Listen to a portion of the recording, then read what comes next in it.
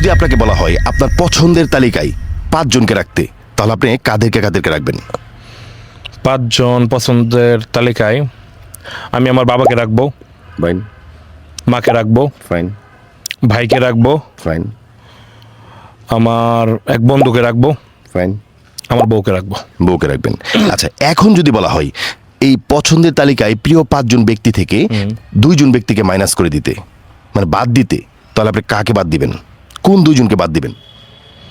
2 জনকে বাদ দেব, আমার বন্ধু, আপনার বন্ধু এবং ভাই। ভাই। আচ্ছা, বন্ধু এবং ভাই 2 জন বাদ দেওয়া হয়ে গেল, এখন থাকে 3 জন।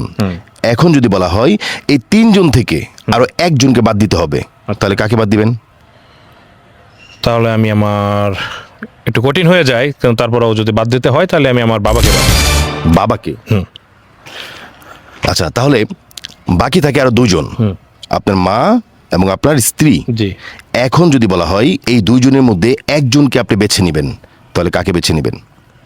আরও কঠিন হয়ে গেল এই 2 জনকে, তাহলে আমি আমার বউকে বেছে নেব।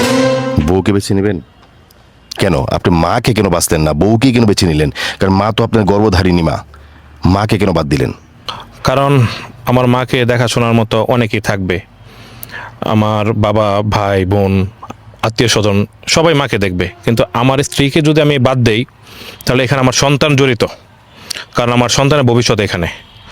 আমার সন্তানের দিকে তাকায় হলেও আমার স্ত্রীকে রাখতে হবে। আর আমার স্ত্রী কিন্তু বাবার বাসা থেকে চলে আসছে একমাত্র আমার উপর বিশ্বাস করে।